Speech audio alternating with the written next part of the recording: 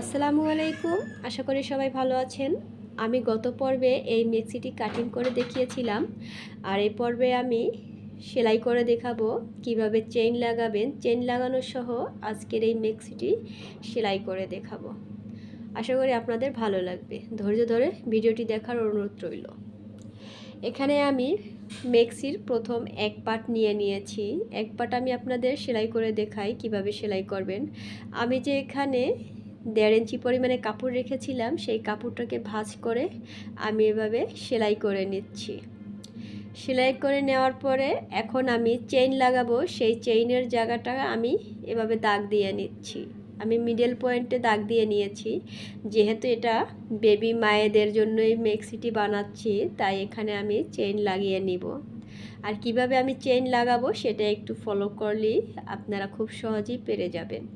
আমি চেইন লাগানোর জন্য আমি যেই জায়গাটিতে আমি চেইন লাগাবো সেই মিডল পয়েন্টে আমি দাগ দিয়ে নিয়েছি এবং কেচি দিয়ে কেটে নিচ্ছি। এখন আমি আমার চেইন বরাবর আমি দাগটা দিয়ে নিয়েছি যতটুকু পরিমাণের দরকার। আর এখানে আমি 4 ইঞ্চি কাপড় নিয়েছি, 2 ইঞ্চি 2 ইঞ্চি করে আমি মাঝখান থেকে ভাঁজ করে 2 পার্ট করে নিব। এখন আমি চেইন লাগাবো।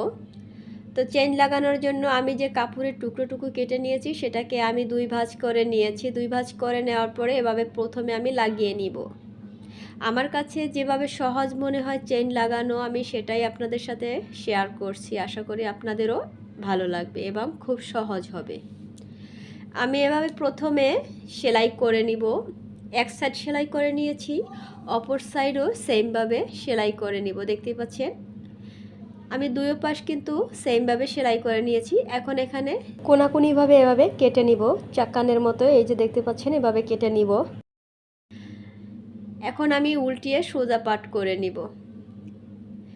এখন এই যে চেইনের উপরে আমি যে আলগা কাপড়টা বসিয়েছি সেই কাপড়টাকে ভাঁজ করে মানে সোজা সাইড রেখে এভাবে আমি সেলাই করে নিব।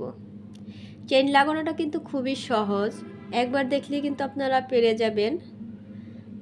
তো আমি এই বরাবর আসার পরে আমি যে চাকুম কেটেছি সেটাকে আমি ভাঁজ করে ভিতরে ঢুকিয়ে দিচ্ছি, আর এই যে আলগা কাপড়টুকু সেটাও আমি এভাবে ভিতরে ঢুকিয়ে দিচ্ছি। আমার কাছে এইভাবে চেইন লাগানোটা খুবই সহজ মনে হয়, তাই আপনাদের সাথে শেয়ার করলাম, আপনাদেরও খুব ভালো লাগবে। দেখতে পাচ্ছেন আমি কিন্তু ভিতরে ঢুকিয়ে দিয়েছি আলাদা কাপড় যেটুকু ছিল। এখন এই বরাবর আমি সেলাই করে নিয়ে আসার পরে এভাবে ঘুরিয়ে দিব। অপর সাইডের কাপড়টুকু আমি সেমভাবে এইভাবে নিচে ঢুকিয়ে দিব। নিচ থেকে একটু টান টান রাখলে কিন্তু একদম সহজ হবে এবং সোজা হবে। দেখতেই পাচ্ছেন আমি কিভাবে টেনে সোজা করে নিয়েছি। আবারও ঘুরিয়ে সোজা সাইড করে নিব।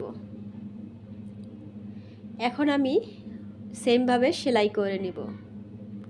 চেইন লাগানো কিন্তু আমার খুবই সহজভাবে হয়ে গেছে, দেখতেই পাচ্ছেন। এভাবেই কিন্তু চেইন লাগালে সহজে চেইন লাগানো যায়।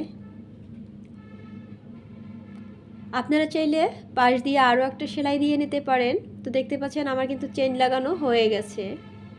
একদম সহজভাবে কিন্তু মেক্সিতে চেইন লাগানো দেখিয়ে দিয়েছি।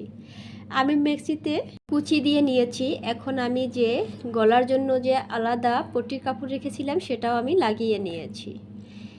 আমি আপনাদের ওভাবে করে দেখালাম না, ভিডিওটা অনেকটা লম্বা হয়ে যাবে। তো এই পট্টির কাপড় দুই সাইডে কিন্তু আমি লাগিয়ে নিয়েছি। এখন আমি পাইপিং লাগিয়ে নিব। তো এখানে একটু চ্যাপটা করে কাপড় নিয়েছি আর এভাবে ভাঁজ করে এক সাইড ভেঙে নিব, যাতে করে আমার পাইপিংটা লাগাতে খুব সহজ হবে। এক সাইডে আমি এভাবে ধরে লাগিয়ে নিব।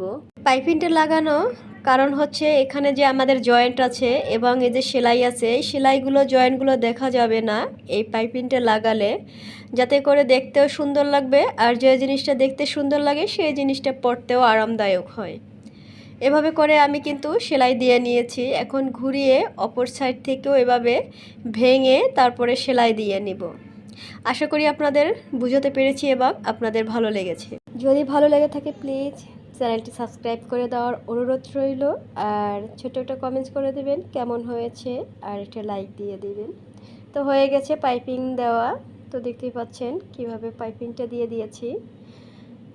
আর এই তো এখন আমি সেমভাবে অপর সাইডে কিন্তু এভাবে সেলাই করে নিব। এভাবে কিন্তু আমি পিছনের পাটও সেলাই করে নিয়েছি। তো দেখতেই পাচ্ছেন, এখন আমি দুই পাট মিলিয়ে শোল্ডার জয়েন্ট করে নিব। সামনের পাট এবং পিছনের পাট উল্টিয়ে নিয়ে তারপর কিন্তু আমি শোল্ডার জয়েন্ট করে নিচ্ছি। একটা সেলাই দেওয়ার পরে ঘুরিয়ে আরেকটা সেলাই করে নিব। হয়ে গেছে কিন্তু আমার শোল্ডার জয়েন্ট করা। এখন আমি হাতা লাগিয়ে নিব। তো আমি হাতাও লাগিয়ে নিয়েছি।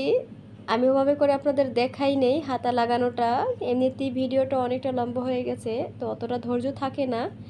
যতটুকু ইম্পর্টেন্ট ততটুকুই আপনাদের সাথে দেখানোর চেষ্টা করেছি।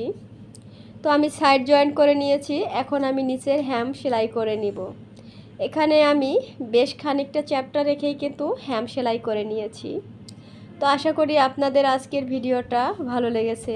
প্লিজ যদি ভালো লেগে থাকে ভিডিওটিতে একটা লাইক দিয়ে দিবেন, ছোটো একটা কমেন্টস করে জানিয়ে দিবেন কেমন হয়েছে। তো সবাই ভালো থাকবেন, সুস্থ থাকবেন। আল্লাহ হাফেজ।